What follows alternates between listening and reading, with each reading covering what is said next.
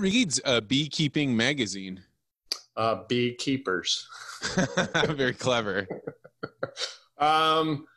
Yeah, so basically the beekeeping world. So the beekeeping world, according to the National Honey Board, there's approximately 115,000, 120,000 beekeepers in the United States. And so they primarily read Bee Culture magazine, the magazine I have, and then American Bee Journal, which actually I wrote for 30 some years, to get information about how they can be better beekeepers, and just keep in touch with the industry, just like anybody else, a stamp collector or a dog raiser, everything. Everybody has a magazine. And so you were writing for a totally different magazine. You did this in the classroom, which is what really brought a lot of, brought you to prominence, right? Beekeepers all over the country would write in with questions and you'd answer them about what you knew about bees, or you'd go find expertise but then you made the switch to being an editor. Did this cause shockwaves through the beekeeping world, the beekeeping media world?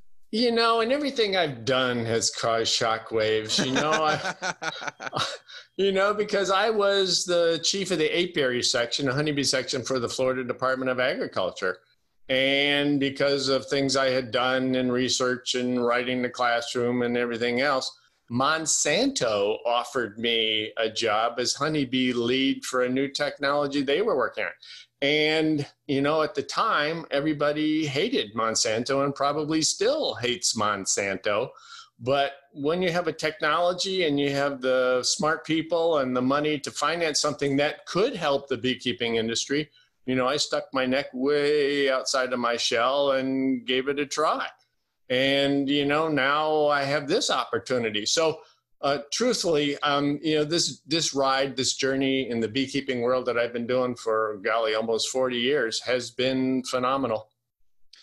Yeah, I mean, it's striking to me that you are this, I think if you were going to be an archetype, you'd be a librarian, right? You're very quiet. You're very solitude, get into work at 5 a.m. or 6 a.m. and be done by 2. And it's interesting to me that somebody with that kind of internal personality is willing to walk into the chaos in the way that you are. Is that always been who you are? Have you always been out looking for the next wild jump, or is it just what's happened? No, I think it's just what's happened. I consider myself, and other people consider myself, kind of an introvert. I'm kind of quiet. I, do my job. I work hard. But by the same token, those aren't my limits. I do a lot of things. I ask a lot of questions. I like to be entrepreneurial because that's exciting for me. So I'm just a quiet extrovert, I guess. That's a possibility. A quiet extrovert that finds their way into chaos. I mean, it's just an interesting thing because we met at Monsanto, and it was one of the first times I'd ever seen somebody walk into an environment where they knew they were going to be hated, right? They knew, you had no doubt that people were going to be like, you're from Monsanto, and yet you did it anyway. And most people, particularly even right now, it's a perfect time to talk about it, where there's a lot of hot topics and people are like, I don't want to go in there. Who wants to go in there? I don't want to. But you seem to want to go into the fire. Yeah, because you can't be successful unless you test yourself, unless you stress yourself, unless you go to the limits of your knowledge, skills, and ability. It's be a lot safer. I could have stayed 40 years ago where I was and kept my head down and worked hard and been quiet and, gone once a week to Walmart and bought groceries and, and look at all the millions of people that do that. But would I have brought any value to the industry and myself by doing that? And I'd like to be, this sounds arrogant enough to say that I think that myself and others who are not afraid to extend themselves can bring value. And I love the industry. I have a passion for the industry. And the only way you can bring value is to test yourself. And you fall on your butt lots of times. You pick yourself up, you dust yourself off, and keep moving. But I think my goal has always been to be honest, open, transparent, listen to the industry, and then do my best. And people will understand. And for the most part, they have. So as the head of a media outlet, you have this unusual responsibility that you didn't have before, which is something to do with giving the readers a broad enough spectrum that they can understand what's going on, but narrow enough that it's relevant to them. What are you finding out about how the world works by being an editor, a gatekeeper, a news decider?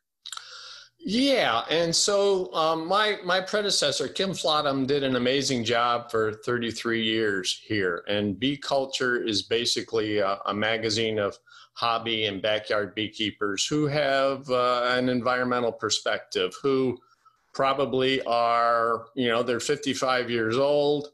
They read the Mother Earth News in 1975.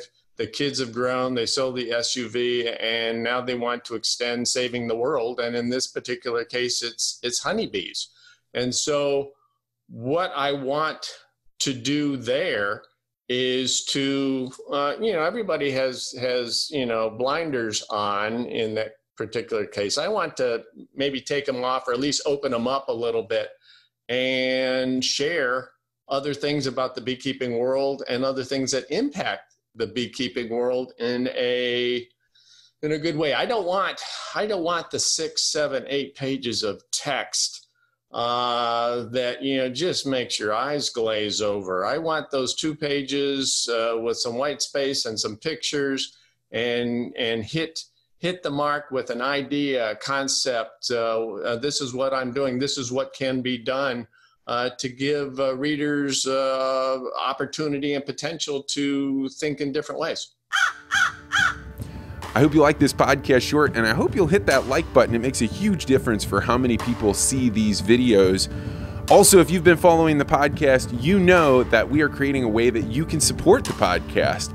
People that have been longtime listeners have been asking me, how can I support it? So I created a network, and rather than just put out a coffee can or my hat hoping that people will donate to it, I decided that what I would do would be create a community where you not only get the value of supporting the podcast, but you get to meet other people that are interested in becoming tangibly better communicators. So I'll be there every once in a while putting up lessons. I'll try out classes that I'm putting on for sale to other people. And also we'll create a network where you can share your own speeches, where you can share content that you really care about and ask for feedback from the network. And this will be a network of people that have been trained and thought through how to give the best feedback possible to help you become a tangibly better communicator. I hope you'll check that out. If you're interested, go to my website, vancecrow.com, and add your name to the email list. We're trying to let people in on stages, and rather than have hundreds of people all in at once, we're going to just do it a little bit at a time. So that way we can create a culture that is building and growing, and one that is sustainable over the long term. So I hope you'll check that out. Go to vancecrow.com and add your email. I'm glad you're here.